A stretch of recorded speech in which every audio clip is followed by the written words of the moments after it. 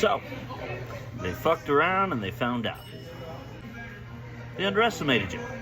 They thought you were a normal person. They had no idea who they were dealing with. And for a long time there, neither did you. Because they trained you to believe that you were just a normal person too, or perhaps a subnormal person, a person who would be so lucky to sit at their table, a person who should settle for breadcrumbs. But you woke up, the stars aligned, you recognize that this is your time, and you claimed your power. And suddenly, their smug, magical ways of controlling you stopped working. And they started getting panicked. So they upped their ante. And they tried to use their clever mind to put you back in your place. But you know what? You'd done your time.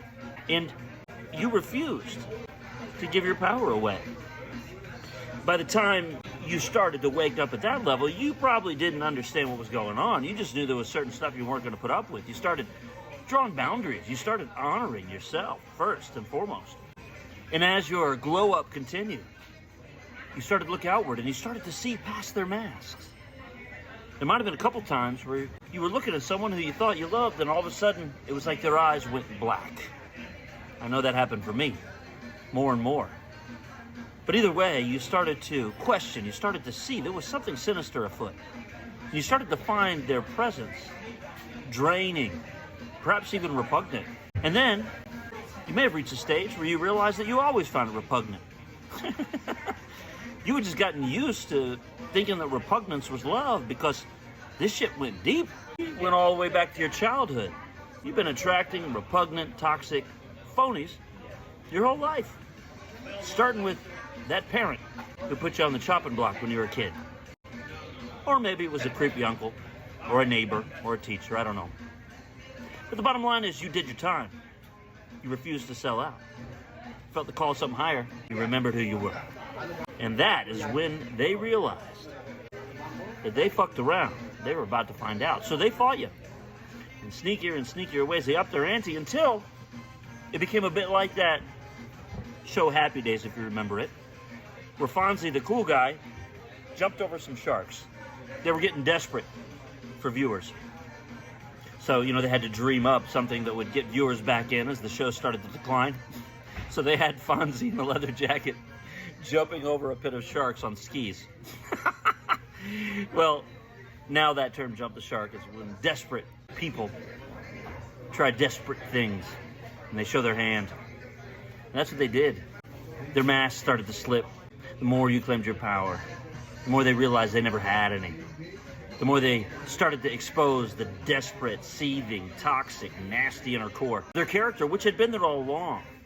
And that's why you wanted to help them, right? That's why you felt sorry for them. But now, you weren't playing that pity game because you had self-respect. You started to realize they weren't giving you anything. You started to realize they were drained. You started to realize you had better things to do. You were chosen for a reason, and that reason is that you were going to stick it out until the stars aligned and the world was ready for you. And now's that time. The more you step into this victory timeline, the more they are finding out that they done fucked around too much.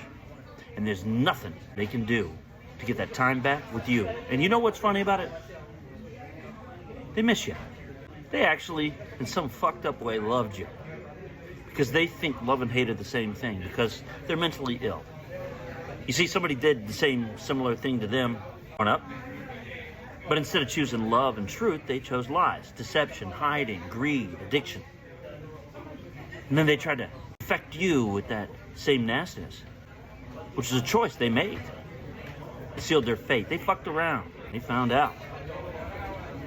And you can thank them because they helped you find out who you really are, what you're capable of. But the question now is, what are you going to do with it? What do you have to find out? You got to find out what you really love. What's the best way to celebrate victory? I'm excited to see what you come up with. Because I've been searching my whole life for a family, for a soul tribe, some people I could relate to. And I found you, motherfuckers. In the darkest of nights, I'm speaking my truth. Even when no one around me would believe me, even when I was being called crazy. Until I found a group who've been through the same damn thing and thought they were crazy too. And now here we are. They fucked around and found out. Now let us find out. What's the best way we can celebrate the victory, the blessings now being given to us?